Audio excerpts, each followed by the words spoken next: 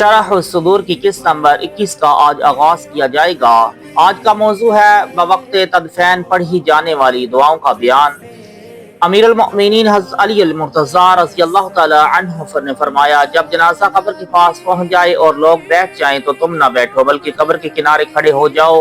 اور جب میت کو قبر میں اتارا جائے تو تم یوں کہو، یعنی اے اللہ عز و جل کے نام سے، اللہ کی راہ میں اور رسول خدا کی دین پر، اے اللہ عز و جل تیرا بندہ تیرے پاس حاضر ہوتا ہے اور تو بہتر مہمان نوازی فرمانے والا ہے۔ یہ دنیا کو اپنے پر سے پشت چھوڑ آیا ہے اور اس کے آنے والے پیچھے چھوڑے ہوئے سے بہتر فرما دے، کیونکہ تیرا فرمان ہے جو اللہ عز و جل کے پاس ہے وہ نیکوں کے لیے سب سے بھلا۔ حضرت عبداللہ بن عمر رضی اللہ تعالی عنہما فرماتے ہیں، میں نے پیارے مصطفیٰ صلی اللہ علیہ وآلہ وسلم کو ارشاد فرماتے سنا، جب تم میں سے کوئی مر جائے تو اسے روکے مت رکھو بلکہ اسے اس کی قبر کی طرف جلدی لے جاؤ، اور اس کے سر کی جانب کلام پاک کی ابتدائی آیات، اور ایک روایت میں ہے کہ سورہ بقرہ کی ابتدائی آیات، اور پاؤں کی جانب سورہ بقرہ کی آخری آیات پڑھو۔ حضرت عبد الرحمن بن علا رحمۃ اللہ تعالیٰ علیہ فرماتے ہیں، مجھے میرے والد گرامی نے وصیت کی کہ بیٹا جب تم مجھے لحد میں اتار دو تو یوں کہنا، خدا کے نام کے ساتھ اور رسول خدا کے دین پر مجھ پر مٹی ڈال کر سرہانے سورہ بقرہ کی ابتدائی اور آخری آیات تلاوت کرنا، کیونکہ میں نے حضور نبی کریم صلی اللہ علیہ وآلہ وسلم کو ایسا ہی فرماتے سنا ہے۔ حضرت سیدنا قتادہ رضی اللہ تعالی عنہ بیان کرتے ہیں کہ حضرت انس بن مالک رضی اللہ تعالی عنہ اپنے بیٹے کی تدفین کے بعد یوں دعا کی،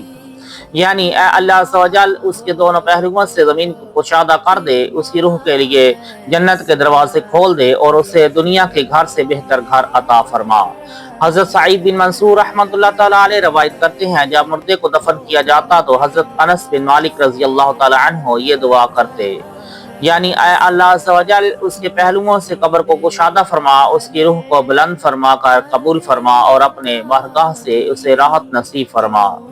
حضرت سعید بن مسیب رحمۃ اللہ تعالی علیہ فرماتے ہیں، میں حضرت عبداللہ بن عمر رضی اللہ تعالی عنہما کی صاحبزادی کے جنازے میں حاضر ہوا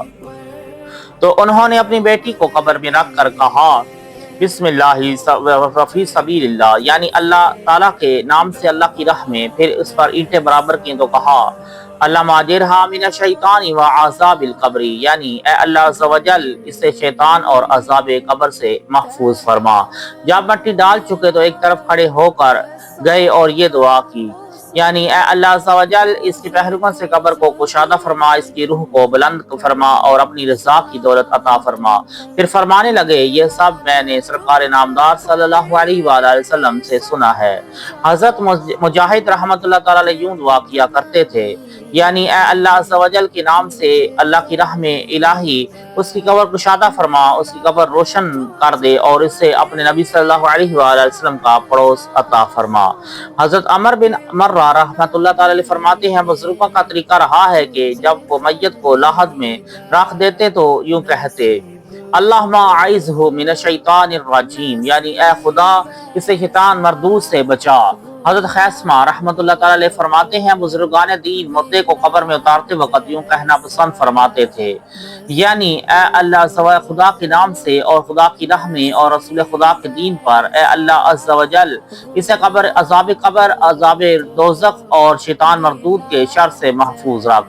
حضرت ابو امامہ رضی اللہ تعالی عنہ روایت کرتے ہیں کہ حضور پر نور شافع یوم النشور صلی اللہ علیہ وآلہ وسلم نے ارشاد فرمایا، جب تم میں سے کوئی مر جائے اور تم اس پر مٹی ڈال چکو تو تم میں سے کوئی ایک قبر کے سرہانے کھڑا ہو جائے اور یوں کہے، اے فلاں بن فلانا، مردہ سن لے گا مگر جواب نہیں دے گا، وہ پھر کہے، اے فلاں بن فلانا، تو مردہ اٹھ کر بیٹھ جائے گا۔ جب مردہ بیٹھ جائے گا پھر اسے تیسری مرتبہ پکارے تو مردہ بول اٹھے گا، اے پکارنے والے، خدا تجھ پر رحم فرمائے، ہماری رہنمائی کر، لیکن تم اس مردے کی آواز نہیں سن سکو گے۔ چنانچہ پکارنے والا کہے گا، یعنی اسی گواہی کو یاد کرو جس پر دنیا سے نکلے ہو کہ اللہ عز و جل کے سوا کوئی معبود نہیں، اور حضرت محمد صلی اللہ علیہ وآلہ وسلم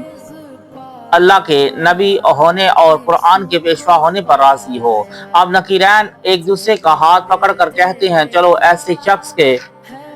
پاس بیٹھ کر ہم کیا کریں گے، جسے اس کی حجت بتا دی گئی، بس اللہ عز و جل انہیں اس سے دور فرما دیتا ہے۔ ایک شخص نے عرض کی، یا رسول اللہ صلی اللہ علیہ وآلہ وسلم، اگر کسی کی ماں کا نام معلوم نہ ہو تو ارشاد فرمایا اسے حضرت حوا رضی اللہ تعالی عنہا کی طرف منسوب کر کے یوں کہے، اے فلاں بن حوا۔ حضرت خیثمہ رحمۃ اللہ تعالی علیہ فرماتے ہیں، بزرگان دین مردے کو قبر میں اتارنے کے وقت یوں کہنا پسند فرماتے تھے، خدا کے نام سے اور خدا کی راہ میں اور رسول خدا کے دین پر، اے اللہ عز و جل اسے عذاب قبر، عذاب دوزخ اور شیطان مردود کے شر سے محفوظ فرق۔ حضرت عبداللہ بن مسعود رضی اللہ تعالیٰ عنہ فرماتے ہیں، جب قبر پر مٹی برابر کر دی جاتی تو حضور نبی رحمت صلی اللہ علیہ وآلہ وسلم قبر کے پاس کھڑے ہو کر دعا فرماتے، الہی ہمارا ساتھی تیرے حضور آیا ہے، یہ دنیا کو اپنے پیچھے چھوڑ آیا ہے، اے اللہ عز و جل سوالات کے وقت اس کی قوت گویائی سلامت رکھ اور اسے قبر میں ایسی آزمائش میں نہ ڈال جس کی اسے طاقت نہ ہو۔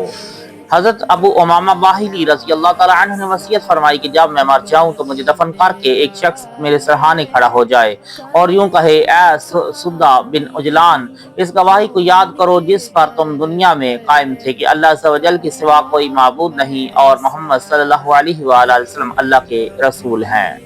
حضرت راشد بن سعد، حضرت دمرہ بن حبیب اور حضرت